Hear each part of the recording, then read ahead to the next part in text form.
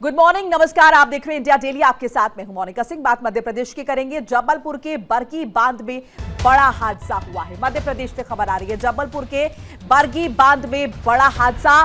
पर्यटकों से भरा क्रूज डूब गया है। 31 यात्री इसमें सवार बताए जा रहे थे। हादसे में मरने वालों की संख्या 9 हो गई है और अब तक 22 लोगों को बचाया गया है। मौके पर राहत और बचाव अभियान अभी भी जारी है। मध्य प्रदेश के जबलपुर में नर्मदा नदी पर बने बरगी डैम में बड़ा हादसा हुआ। मध्य प्रदेश टूरिज्म का पर्यटकों से भरा क्रूज तेज आंधी और तूफान के बीच डूब गया। 9 शव बरामद किए जा चुके हैं। 23 लोगों को सुरक्षित बचा लिया गया है, जबकि 15 से ज्यादा लोग लापता बताए जा रहे हैं। प्रशासन के अनुसार क्रूज में 8 से 10 और शव होने की आशंका है।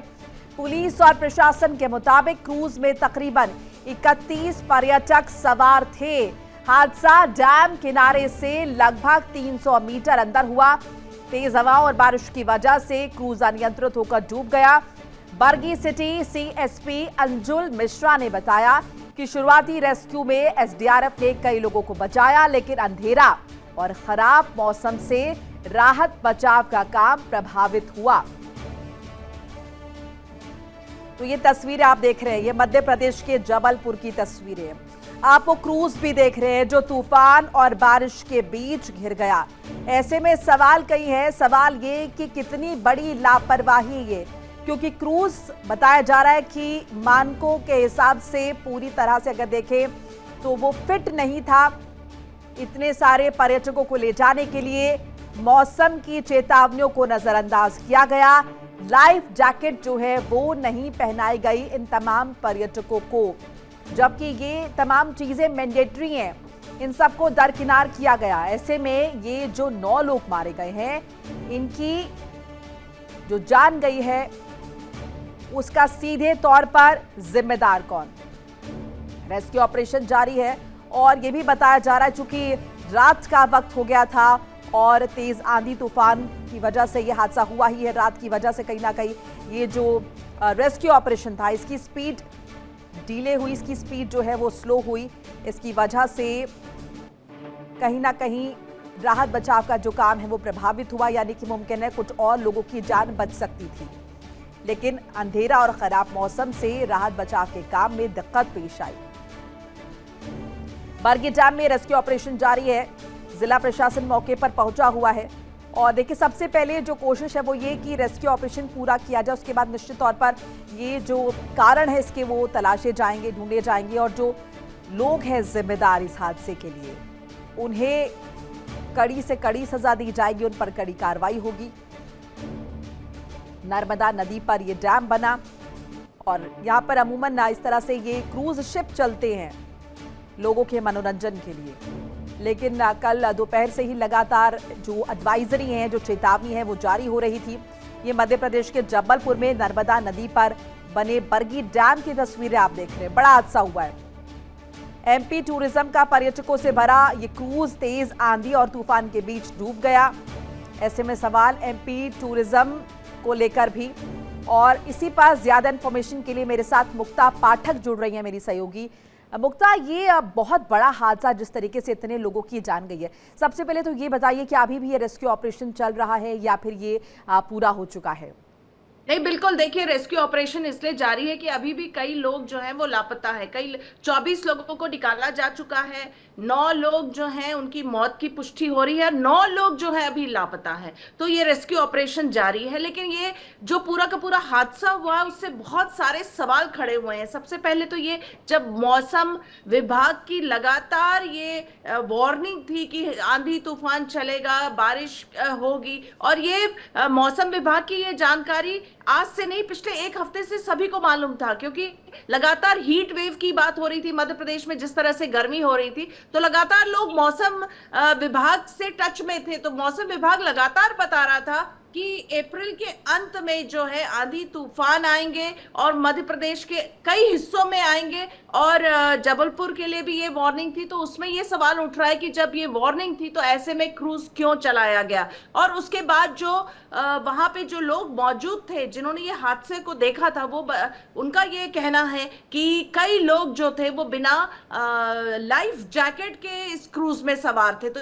सवाल उठ रहा है कि जब लगातार इस तरह की बात होती है, सिक्योरिटी की बात होती है, लाइफ जैकेट की बात होती है, तो बिना लाइफ जैकेट के कैसे लोग सवार मुक्ता, एक और चीज उसके यहाँ पर बाद सवाल उठ रहा है, निश्चित तौर पर आपने इस बाबत जानने की कोशिश की होगी, ये जो लाइफ जैकेट लोगों को नहीं पहनाई गई है, इस जहाज के बारे में भी कहा जा रहा है कि जहाज जो है काफी पुराना था, ऐसे में ये भी फिट नहीं था पूरे तरीके से कि उसे उतारा जाए पानी में।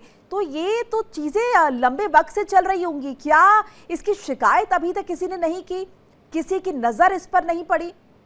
चूंकि ये इतना बड़ा हादसा हो गया, सारी बातें अब जो है वो सामने आ रही हैं। जैसे कि ये क्रूज जो था ये बहुत पुराना था, लोगों ने लाइफ जैकेट नहीं पहना था, मौसम विभाग की चेतावनी के बाद भी क्यों क्रूज को जो है ले जाया गया, क्या कैपेसिटी से लोग ज्यादा थे। अभी तो देखिए सबका जो ध्यान है, जो लापता लोग हैं उनको पहले ढूंढना है। जो हादसा हुआ है और उसके जो कमियां रही हैं, उसकी कमियां तो सामने आ रही हैं। अब जो है जाहिर तौर पे जो है जांच कमेटी बैठेगी और इस पे जो है कौन रिस्पॉन्सिबल है वो भी, उसकी रिस्पॉन्सिबिलिटी भी तय की जाएगी। लेकिन इस वक्त जो फोकस है, सबका फोकस यही है कि जो लोग लापता है किसी तरह उनको ढूंढ लिया जाए, क्योंकि ये बहुत बड़ा हादसा है। लेकिन इसमें यह भी देखा जाए कि 24 लोग सुरक्षित हैं, लेकिन जो 9 लोग लापता है उसको लेकर जो है जो है वो पूरी जो टीम है वो वहां पे वही कोशिश कर रही है, क्योंकि आर्मी भी वहां पे है, आर्मी भी मदद कर रही है और कोशिश कर रही है कि जो है लोगों को किसी तरह जो है सुरक्षित निकाल लिया जाए। जी,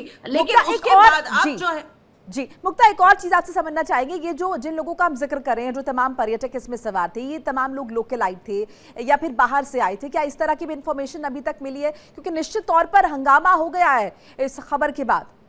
जी बिल्कुल, कई लोग तो बाहर से थे। देखिए जबलपुर जो है वो एक बड़ा टूरिस्ट डेस्टिनेशन है और लोग यहाँ पे आते हैं। कई जो लोग थे वो मुंबई से भी थे, अन्य अलग अलग जगह से थे लोग, टूरिस्ट भी थे, लोकल भी थे, सब एक मिक्स्ड बैग जो हम कह सकते हैं था पूरा का पूरा।